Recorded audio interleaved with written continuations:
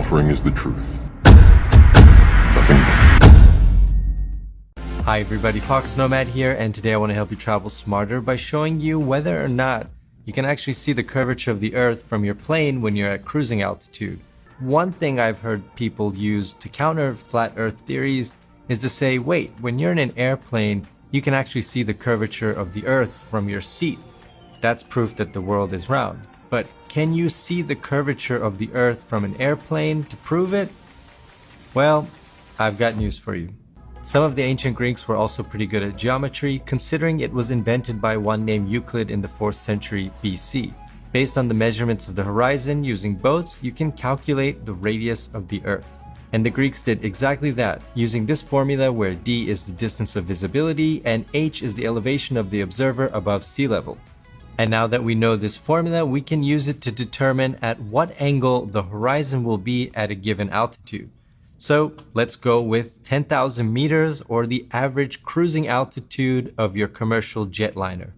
Crunching the numbers, it turns out that at cruising altitude, the horizon of the Earth would only be about 3 degrees lower than it would be at sea level, so not quite enough to see the curvature of the Earth, even if the conditions were ideal, like on a clear day and over the ocean.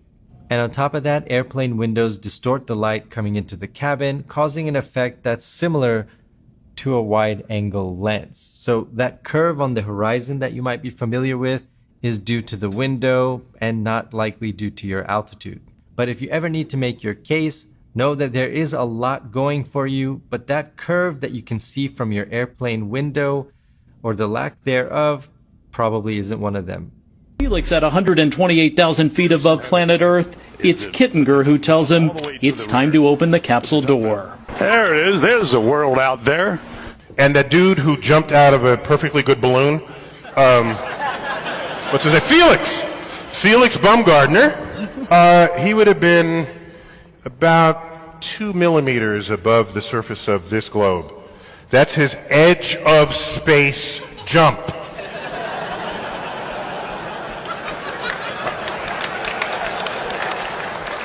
Now, you know, I don't. It's fine. He wants to. I don't have a problem if he does it, but the honesty of it would greatly diminish what I think people thought he was actually doing.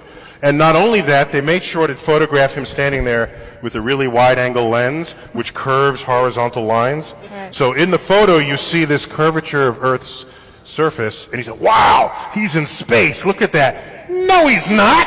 That stuff is flat.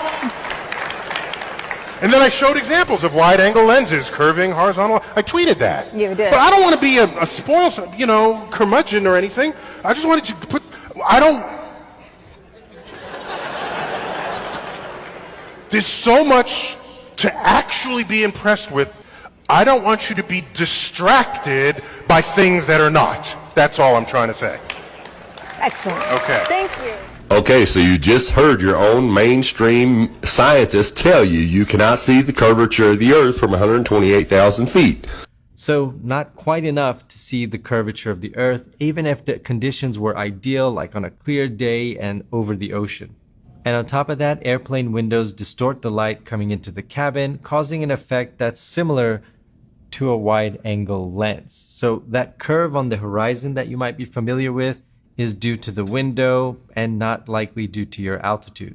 So all you globers that claim you've seen the curvature of the Earth from an airplane, which is 4 times lower in altitude Than Felix Baumgartner's balloon flight. you just got made look stupid.